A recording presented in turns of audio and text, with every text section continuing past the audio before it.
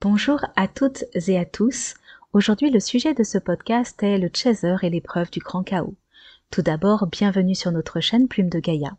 Je suis Julie et avec ma sœur Daisy, nous avions à cœur de réaliser des podcasts sur le sujet des flammes jumelles, étant nous-mêmes sur ce parcours depuis plusieurs années.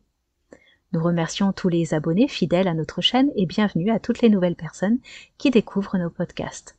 Si nos vidéos vous plaisent, merci de liker, de partager et de vous abonner afin de faire vivre cette chaîne et de contribuer vous aussi à cette transmission des compréhensions et sagesses du parcours des flammes jumelles.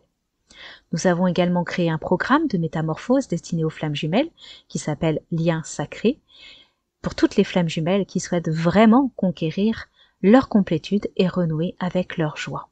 Et puis nous sommes autrices aux éditions Erol et nous avons écrit 2 ouvrages, un livre sur la thématique des flammes jumelles et un oracle également sur cette thématique-là. Alors aujourd'hui, le sujet de ce podcast est le chaser et l'épreuve du grand chaos. Sur ce parcours, le chaser est souvent amené à traverser une longue période de grand chaos. Cette nuit noire de l'âme n'est pas qu'émotionnelle, elle s'inscrit également dans une perte extrême sur le plan matériel. La source va veiller à ce que le chaser se confronte au néant, à la perte de tout. Certains chasers vont vraiment tout perdre, leur emploi, leur vie familiale, leur lieu d'habitation. Eux qui avaient tout construit, domptant leur environnement, en ayant un contrôle sur leur existence, vont se retrouver sans domicile fixe, sans revenus suffisants, sans emploi stable, avec des enfants à charge parfois. Ils vont subir des salves de déconvenus, passant de déception au désespoir, plongeant chaque mois un peu plus dans une précarité enfermante qui met à mal leur confiance en eux, leur foi en la vie.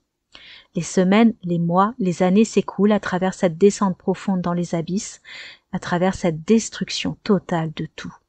Ils sont mis à terre. Et malgré cette force intérieure qu'ils ont acquise dans leur enfance, cette capacité à se relever sans cesse, les chasers peinent vraiment à tenir debout dans cette épreuve du grand chaos, car les forces extérieures sont incessantes et anéantissantes. Les chasseurs tentent tout, mais rien ne fonctionne. C'est une grande traversée de l'enfer. Les chasers vivent une énorme insécurité sans précédent. Aucune issue véritable, aucun sauvetage pendant cette période incompressible. Le chaser qui a tant besoin de la matière se retrouve mis à nu et cela entraîne une destruction de ses fondations, de ses repères, de ses garde-fous.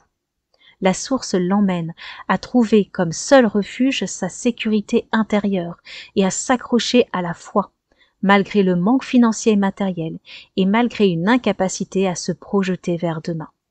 Et pendant tout ce combat dans la matière, le chaser prend également en charge son émotionnel, ses souffrances réveillées par le départ du runner.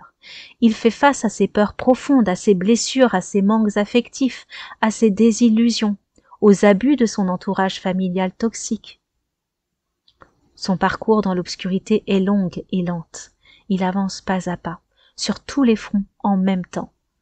Le chaser trébuche souvent, perd parfois espoir, mais il continue de persévérer. Sur le plan énergétique, c'est très intense et éprouvant.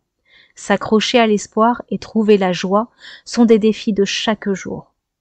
Le chaser est invité à tout changer, à se saisir de cette flamme authentique en lui pour éclairer sa reconstruction intérieure et extérieure qui se fait très lentement. Alors, chers chasers, ayez foi en vous et en la vie. Vous allez réussir à renouer avec la paix et à trouver votre chemin de douceur. Bon courage à vous et à très vite pour un nouveau podcast.